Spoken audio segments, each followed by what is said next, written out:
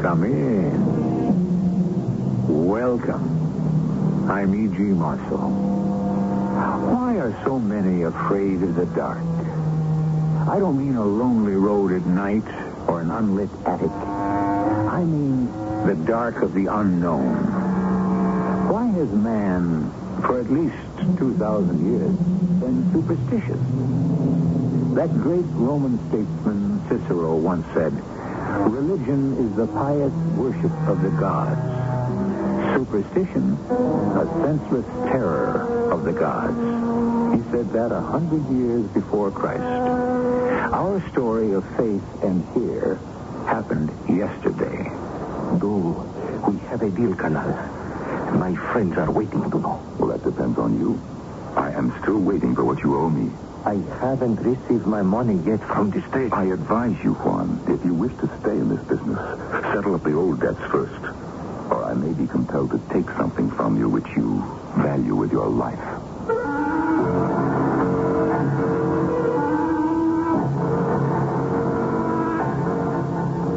Our mystery drama, Ring of Evil, adapted from a tale by B.H. Maxwell, especially for Mystery Theater by James Agate Jr., stars Kathleen Quinlan. It is sponsored in part by Contact, the 12-hour cold capsule. I'll be back shortly with Act One.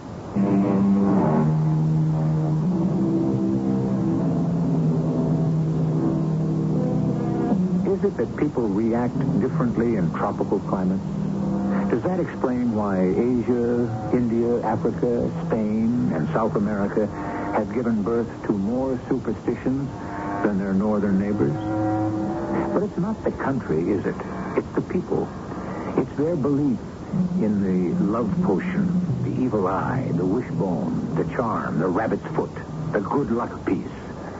The list is endless, and sometimes evil. Will you look at that view from up here on the hotel balcony? Why, it looks like some prehistoric giant stirred up those mountains with a spoon. Daddy, it was a marvelous idea to come to Tasco for our vacation. I thought Mexico City was fun when we did that last year. But this Mexican town has so much more local color. Well, it's much more primitive, Helena. Except for this hotel. The El Rancho, it's really modern. Your dear mother and I used to love to stay here. You miss her very much? Yeah, I try not to. I keep busy, work hard, play hard. It's the only way. Oh, look down there. A guitar is playing outside that cantina. Now I know what the colonel meant when he said Tasco was an enchanted hill town. Well, I'm glad that Bill could spend some time with us here. Do you like him, Helena? Like him? Mm-hmm. How do you mean that, Dad? He's your age, and I'm 18. Sure, he's very nice, but, well, sort of domineering. Domineering? Overbearing. He takes charge, He decides what you ought to do, whether you agree with him or not. Arthur, I've been waiting for you two down here on the street. Let's get going. Got a lot of sightseeing to do. See what I mean, Dad? He wants us to see Tasco now when he decides we have to. Are you coming or aren't you?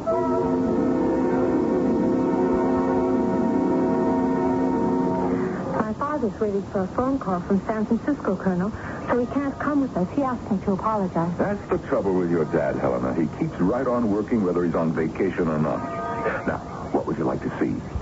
Well, I read that Tasco's famous for things made of silver. I'd love to see them making it. Ah, silver, is it? I had no idea, Helena. Easier done than said. I have a very good friend who has a workshop just across the Plaza Borda, and he has the finest, believe me. It's opposite the Santa Prisca Church, which I owe it to myself to show you. You lead the way.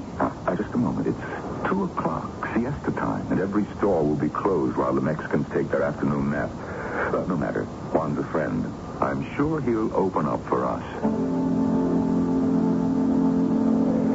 Now, this is the Plaza Borda, and every single branch of those trees is always filled with birds. You can see that they don't don't take any afternoon siestas. And here, this door. This is Juan Pedrosa's silver atelier. Workshop. Now, what did I tell you? Everything's boarded up. Shutters drawn, door closed, whenever you mind.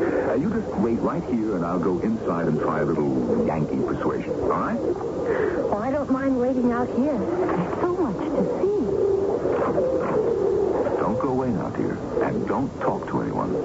Latins have a peculiar idea about any unaccompanied woman standing in the street. But if you don't answer anyone, you're all right. Juan Pedrosa. Juan. Colonel William, what good fortune brings you to my house? How have you been? Huh? Well, I trust. I have not seen you in a long time. It's all right, Juan. You can lower your voice. There's no one with me. I saw you from the peephole in the street with a young lady. A very wealthy young lady. She's waiting outside. She's interested in hand-wrought silver. I told her I'd try to persuade you to open up the store. Colonel William, do we have a deal? My friends are waiting to know. That depends on you, Juan. I wait also for what you already owe me. Yet I have not received my money yet from the state. Juan, I advise you, if you wish to stay in this business, settle up the old debts first. Or I may be compelled to take something from you which you value with your life. Now, would you open your atelier, please? Who is the young lady? Daughter of an American friend of mine. We have done business for years. Legitimate? Oh, yes. My cover. Her father and the girl are here for a vacation. I'll open right away. Go. Bring the young lady in and I will turn on the lights in the shop. I don't mind at all.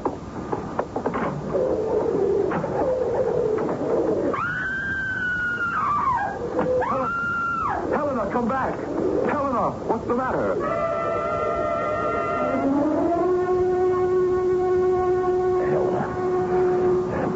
Helena's daddy. Oh, honey, you feeling better now, huh? No. Don't get up. You just stay there. Well, is that you, Daddy? Quiet, child. Now, honey, you warm enough? Oh, I feel so cold all over.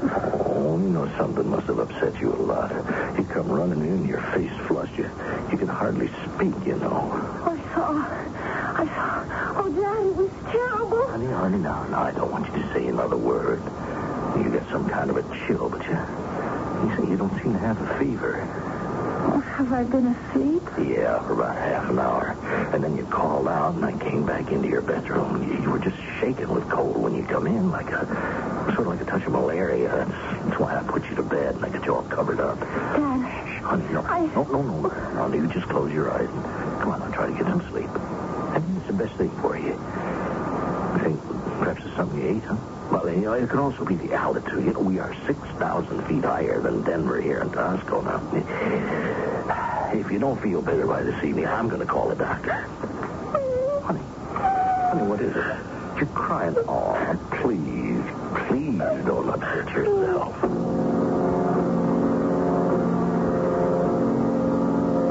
I don't understand it, Arthur.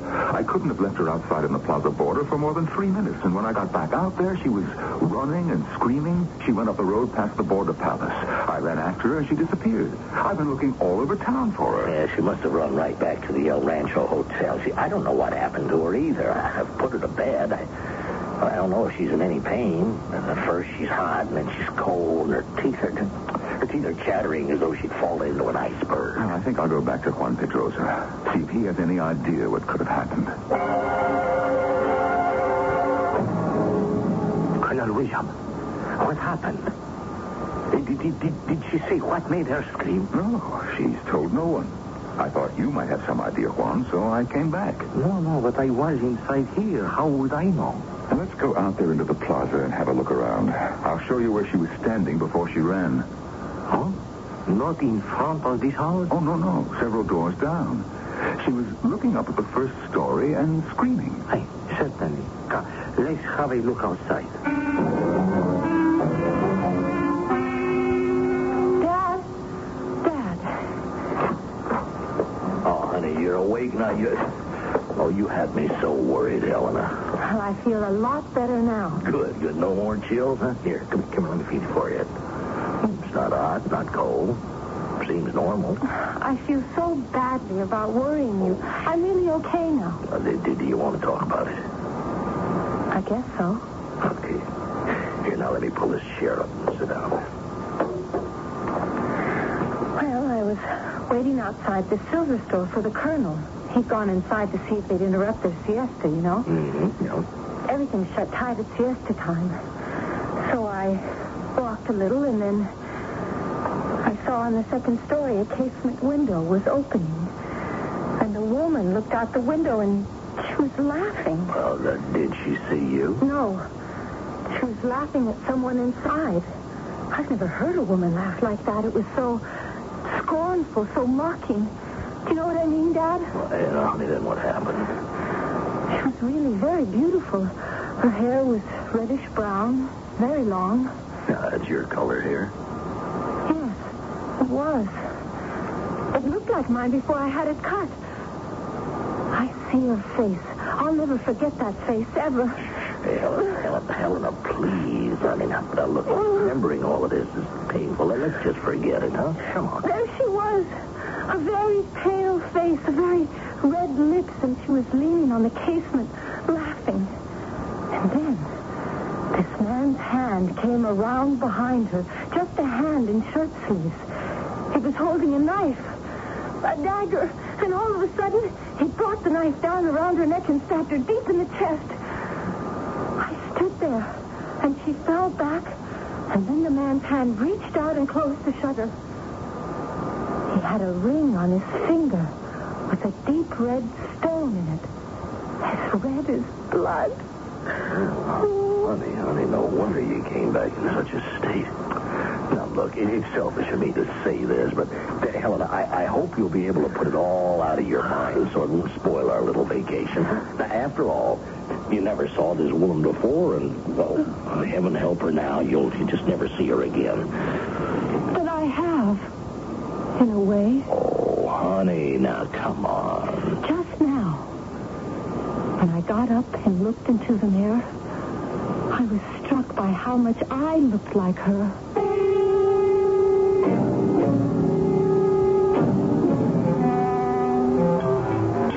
Oh, Helena, every day with you is another surprise. Because for the past few days I've been eating like a horse? Never underestimate the recuperative powers of a young female. Why, Dad, you're thinking about your own daughter. Well, it's good to see you got your appetite back. I can't tell you how delighted I am that you've gotten over that terrible episode. Well, I had to be realistic about it. I've persuaded myself it was all my imagination. Maybe I didn't see what I thought I did. Well, there was nothing in the local papers about anybody being killed. Now, I have checked every day. Another thing that helped me snap out of it was the colonel insisting I do a long walk around the town the very next day. Yeah, Bill's a great guy. Yeah, I'm sorry you had to go back to Mexico City, but I hope it doesn't mean trouble. Why do you say that? Yeah, Bill represents us and our San Francisco firm here in Mexico. Oh, he has got a lot of clients. The other day I was talking to the home office, and they said there were some discrepancies in the books. Yeah, maybe I shouldn't be telling you this. It's probably not his fault. I want you to tell me, Dad. Yeah, his books are short. A lot of money has disappeared. You mean somebody's been stealing from him? Yeah, that's what it looks like, honey. Oh, great Scott, speak of the devil. Look who's coming in the dining room. Hello, boy. Oh, Helena, you look wonderful. May I sit down? Well, I'd be insulted if you didn't. Hey, when'd you get back to Tasco? This afternoon? And you didn't come right to the hotel and tell us? Well, I had a little business to attend to. Now, we finished eating, but hey, how about some coffee? Huh? Sure thing. Oh, it's good to relax. I love the coffee they make here with the cinnamon stick. Waiter, tres cafes, por favor. Colonel, that ring you're wearing. Hey, that is a beauty. What is it, a ruby? As a matter of fact, I just picked it up this afternoon. Good Lord. Helena, honey, what is it? She's fainted. Arthur, let me give you a hand. I'd better take her up to her room. What happened? No, I'm all right. Please, both of you, sit down. Are you sure, Helena? Colonel, you must tell me that ring. That's the red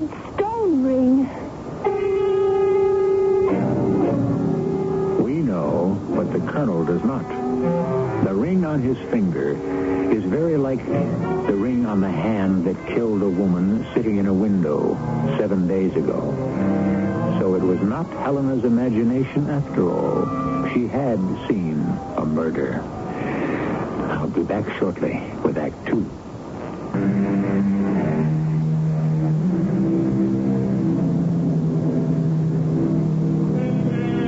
What is the significance of the ruby ring Colonel William is wearing? Is it an omen, a signal of danger, a forewarning? Helena begs to be excused and runs up to her room. Then her father follows. Left alone, the Colonel gazes at the ring and slowly twists it round and round his finger. There is no excuse for such behavior, Helena. Now, Bill is an old friend. Now, what do you suppose he thought? My daughter quizzing him about some ring, carrying on in a most extraordinary fashion. Now, honey, what am I going to tell him? I don't know. It all came to me in such a rush. I mean, the woman, the dagger. I don't know why I was so affected. What are you talking about? You don't remember, do you?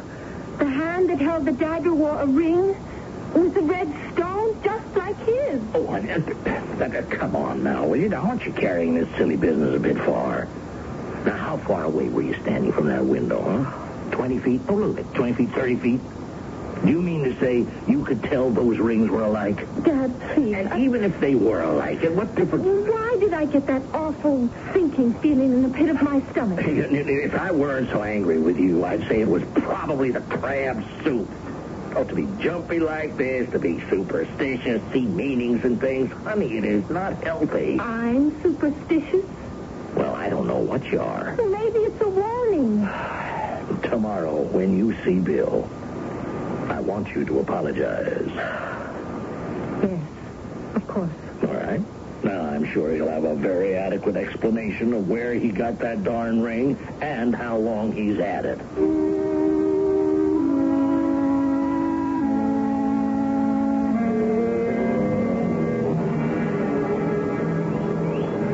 Helena, I've gone inside this church here, Santa Prisca, at least 100 times in my life. There's always something else more beautiful to see. Have I walked your feet off? No, I loved it. I'm not a bit tired. Here, let's sit on the edge of this fountain.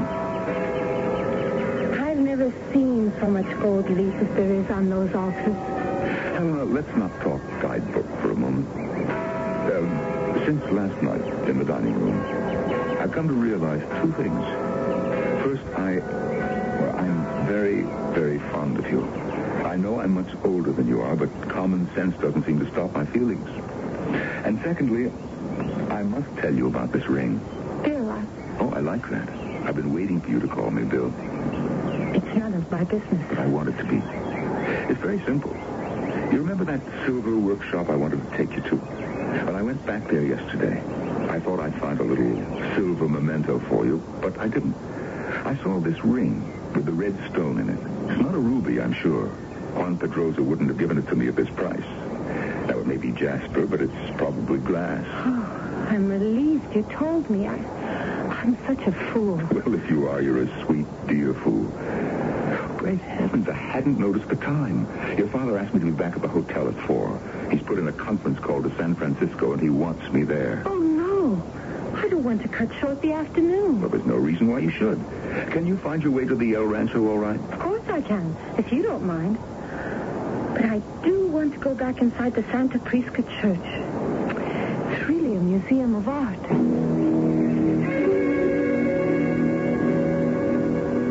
Hey, excuse me, señorita. Are you talking to me? Yes, yes. Are you not the young lady who came to my store with Colonel Williams? Yes, I am. Oh, I'm sorry I never did get to see your silver. Yes, may I warn you about something, please? Warn me? About what? I don't think it is advisable for a nice young lady like you to have dealings with Colonel Williams. Why? Why not? He's an old friend of my father's. He's known him for years. Yes, I have known him for years also. If you have something specific to tell me about the Colonel, do it. What has he told you about the ring? You mean the red glass ring? is glass, eh? Why do you say it that way? He told me you sold it to him. Oh, is that what he says, huh? Little lady, when you see the good colonel again, you tell him that Juan Pedrosa wants his ring back.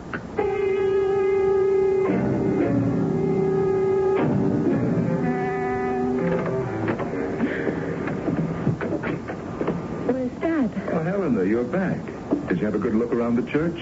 Yes, I did, Colonel. Oh, I thought you were going to call me Bill.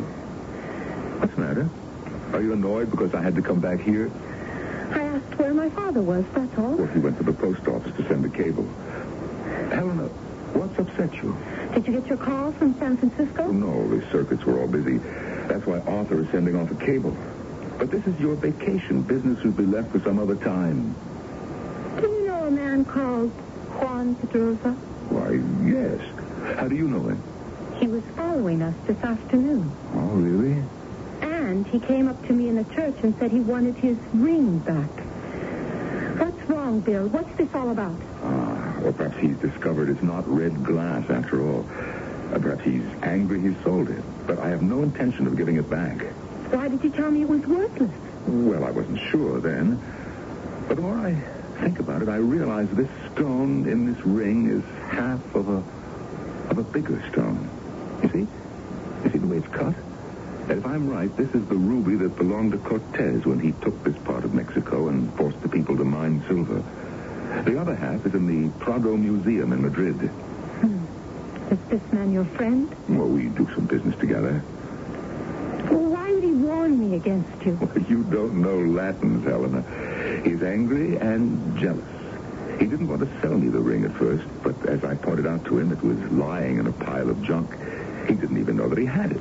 He tried to put me off by saying the ring is evil. But I know differently. It may be worth quite a fortune, and I am not a superstitious man.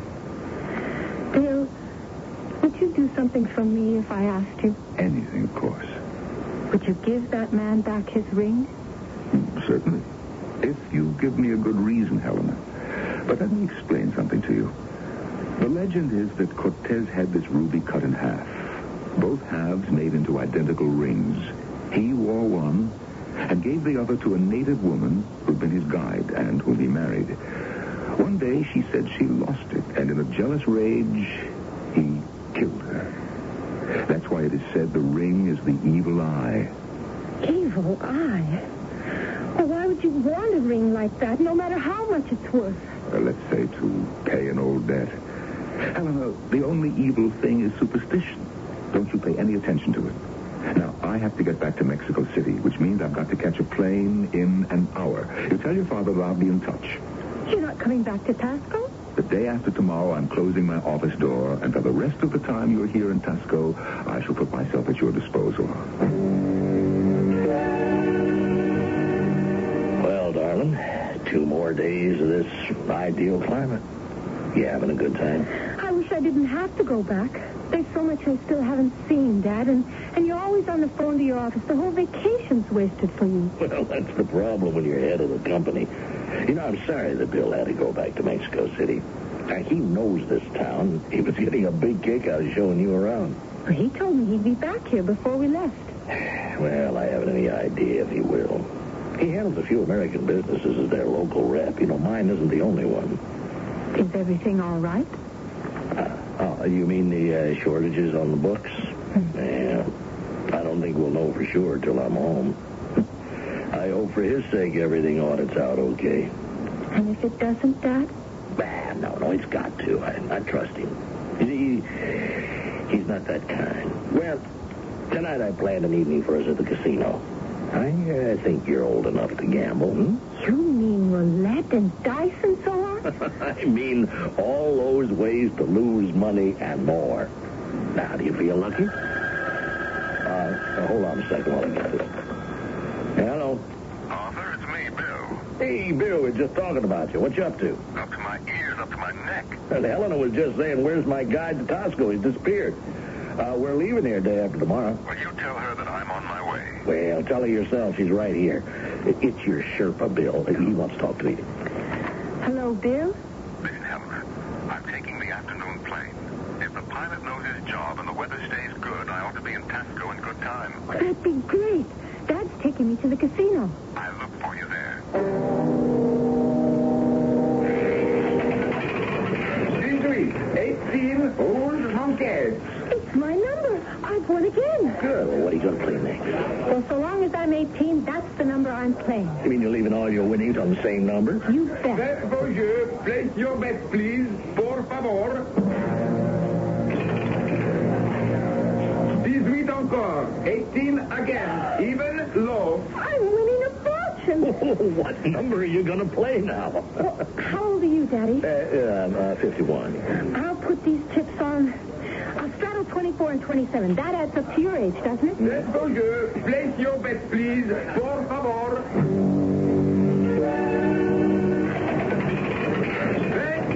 27. I can't believe it. I've never seen so much money in my whole life. I'm going to cash in all these chips and stop right now. I wouldn't do that. There. Look who's here, Dad. I've been winning a fortune, Bill. Look at all these chips. Count them. How much has she made, Bill? Well, at about 23 pesos to the dollar, I'd say you've got over $2,000 right there, Helena. What about that? Do I know how to gamble? No, lucky girl. Do you mind if I put a few chips next to yours, Helena? Bill, you're still wearing that ring. Please, would you take it off? Helena, don't start that again. Now tell me, which number shall we play? Much as she tries to disregard the flashes of fire from the ruby ring, Helena cannot take her eyes away. Colonel William stacks more and more chips beside hers in turn after turn of the wheel. What is the mesmerizing power of that ring? And what will it bring? Light or darkness? We shall hear for ourselves when I return shortly with Act 3.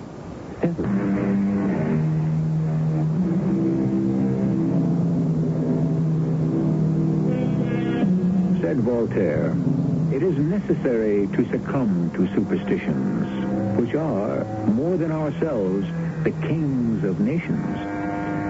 Is there one country, one place on this planet that does not have its peculiar beliefs? If there is, I haven't found it.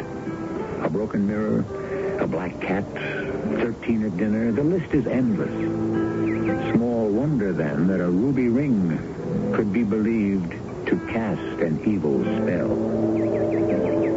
Oh, it's beautiful out here overlooking Tasco at night, isn't it? Look down there, Helena. Recognize those two towers? That's the Santa Prisca Church. Why did you do it, Bill? Why did I do what? I was having such a run of good luck, too. You're right.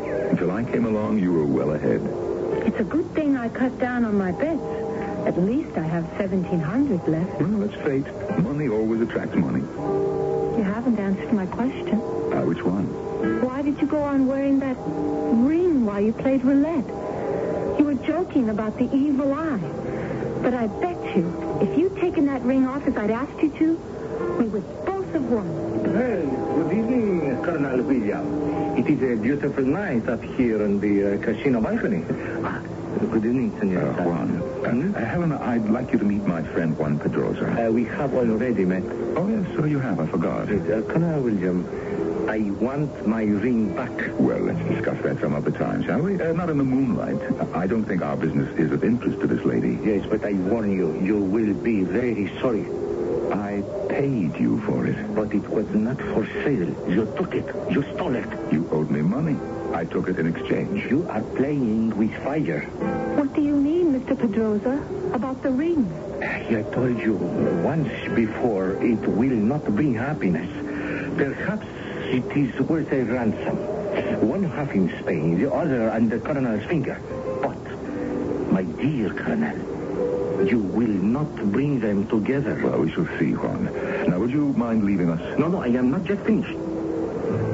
Until the two halves of the stone of Cortez are joined, this ring will go on inspiring violence. Wear it, and it dominates your fate.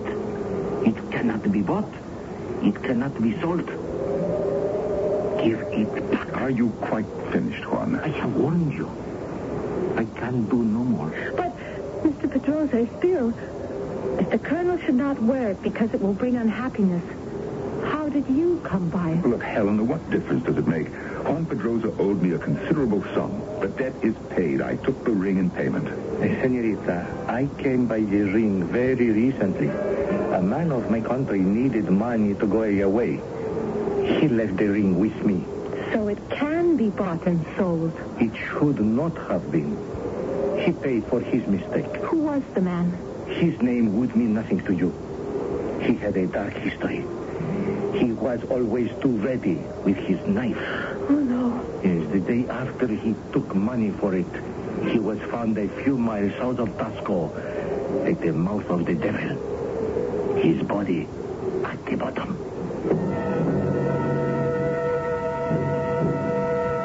My darling Helena, I must assure you that the death of that man and the ring have no relation. Be sensible. What did he mean at the mouth of the devil? What's a stupid name given to a wide opening in the ground by ignorant peasants? On the road to Iguala, there's a large hole right off the highway. They've never been able to close it up. Obviously, the man was trying to escape out of town. He slipped and fell. A car can disappear into this devil's mouth? Oh, yes. And cattle and horses, too. It must be an extinct volcano. There's a scientific fact behind everything. Logic, reason. You're right, Bill. I mustn't be frightened of what I don't understand. That's my girl. Look, I have a suggestion to make, Helena. Since tomorrow is your last day, I'd like to show you what I believe is the most beautiful spot in all of Mexico. Dad, I won't be here for lunch. Bill's rented a car and he's taking me for a drive into the country. And then we're going to find a spot he knows way up in the mountains and have a picnic. Well, I wish I could join you, but then I wasn't asked, was I? Well, tell me truthfully, do you think Bill is crooked in any way? This audit you were talking about. You want a straight answer? Yes, I do. Very much.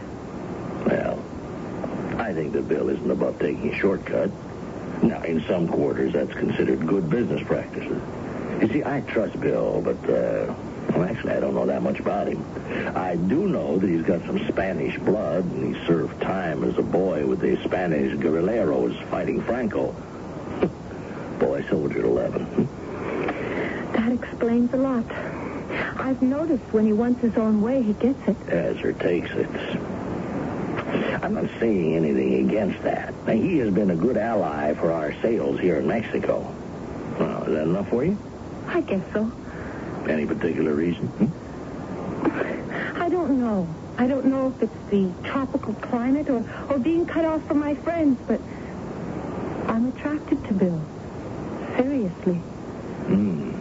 Yeah. He's a little old for you, but, yeah, you could do worse. You mean that? Honey, have fun at the picnic. Tonight we pack, and tomorrow we fly home.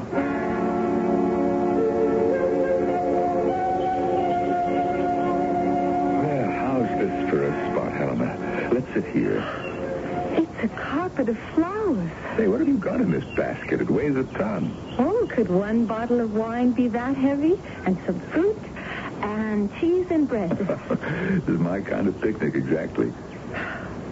Bill, this is the most beautiful place I've ever been to. And there's a brook a little downways behind those trees on your right. You should taste that water. From up here, I bet I can see all of Mexico. They say it was somewhere near here that Montezuma stood and decided whatever he could see belonged to the Aztec Empire. And over there, to the left? And it's a sheer drop. At the bottom, the old mouth of the devil. Remember that? Take a look over the edge. No, thanks. Are you hungry? Let's open the basket. Helena, can I say something first? I don't know where to begin. I know I'm much older than you. On the other hand, perhaps not. When I'm 100, you'll be 68. Helen, I love you, as I've never loved anyone before in my life. I want you to be my wife. In 2 weeks, can you know someone well enough to say you want to marry them? More than enough for me. What about you? I love being with you, Bill, but I guess I don't know you that well yet. That's all right with me. We'll give it time.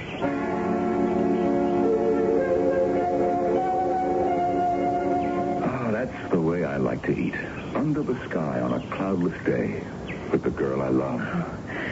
I don't think I ever knew how beautiful life could be. I wish I'd thought to say that. When I think of all the places I've been to since I was a boy and how little peace I found. In Spain? In hills just like this.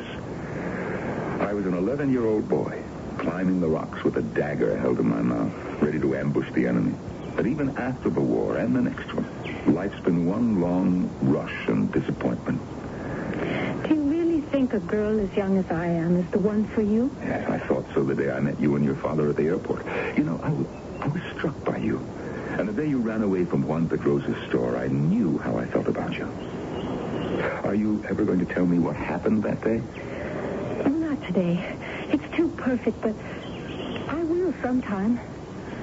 I'll have to tell you why I have such a curious feeling against that ring. Oh, I wish you wouldn't wear it, Bill. And yet now, I guess because of what Mr. Pedrosa said, now I've got a kind of superstitious dread that if you part from it, it'll revenge itself on you. So I'm trapped, am I, dear me? I was sure I saw it sparkling last night when the wheel went against us. As if it enjoyed its power. What an imagination you have, sweetheart. You were so terribly unlucky. What have you done with all your wealth, little gambler? $1,700. You haven't had time to spend it yet. I have it in my pocketbook. Since last night, I've taken quite a dislike to every dollar. I'm going to give it all away. See? I take it out, and now I lay it all on the grass. Well, such a sacrifice deserves another. On our wedding day, I promised to send this ring to Madrid as a gift from a happy couple. Until then, my darling Helena, will you wear it for me? And you see, I slip it right off my finger and I put it on yours. No. I can't wear it. Here. I know. Let's put the ring on the grass next to the banknotes. I wonder if the ring knows where it is. You know, good luck and bad luck side by side. Let's you and I get up right now. Go back down the mountain and leave the ring and the money here. For anyone to find? Yes, so we can start fresh. Oh, please, Bill. I really mean it. What is it? Oh, your face is suddenly so dark, like a cloud passed over it. No. It's your imagination. Bill, why are you breathing like that? Are you ill? Oh, what is it? What can I do for you? No, it's nothing. It'll pass off. I'll go down to the brook and get some water. No, you wait here till I come back. I want to come with you. You stay here.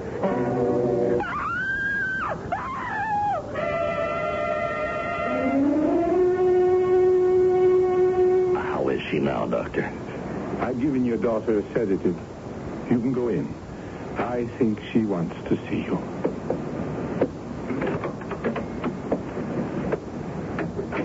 Helena, I'll draw up a chair and sit myself next to your bed. I meant to ask the doctor if you will be well enough for the trip home tomorrow. Bill isn't going to come back. No, honey, quiet. Now, why don't we just wait until tomorrow? I've got us all packed so you can just lie there and sleep off whatever happened. You just tell me about it in the morning. No, I've got to tell you now. Remember that ruby ring Bill was wearing? Mm-hmm. Well, he'd taken it off and put it on the grass. Then I took out all my winnings and put them next to it. And then Bill didn't feel so good, so he went to get some water. He was gone an awfully long time. I guess I closed my eyes, sort of. Now, Helena, please, honey. Now, turn off the light and you sleep. Telling me all this tonight, you really shouldn't. You'll see. Bill will show up and apologize, and everything will be all right again. You don't believe me, do you? He's dead. My eyes closed, and then I heard a noise. I opened my eyes, and I looked down at the ring. It was like it was winking at me, on and off. And then felt a hand going around my neck. There was a knife in it. I was paralyzed. I couldn't move. And then something made me grab that ring, and I did. And I threw it as far as I ever could towards the edge of the cliff. And that man behind me, he yelled, and he jumped up, and he ran to catch the ring before it fell. Then he sort of missed it and stumbled over the edge. I saw his hands go up crazy, and he fell. And after a minute, there was this awful cry, and then nothing. Good Lord. It was Bill. The man with the knife was Bill? But why? Why? I don't want to try to know. I really don't.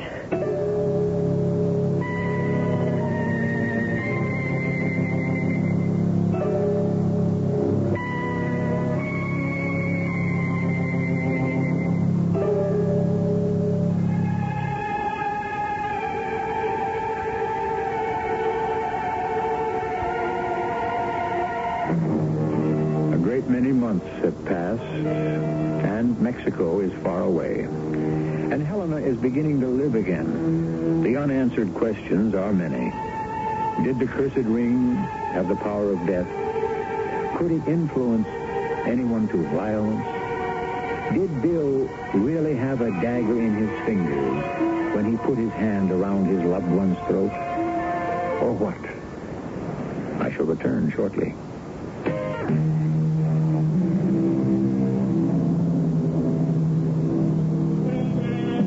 History and literature, superstition abounds.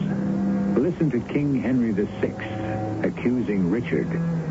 The owl shrieked at thy birth, an evil sign. The night crow cried, abiding luckless time. Dogs howled and hideous tempest shook down trees. Yes, fate can bring one to his knees. Small wonder, then, that if such poets as Shakespeare mesmerize and lead us, that we still follow. But we keep our fingers crossed. Our cast included Kathleen Quinlan, Norman Rose, and Earl Hammond. The entire production was under the direction of Himan Brown. This is E.G. Marshall inviting you to return to our Mystery Theater for another adventure in the macabre. Until next time, pleasant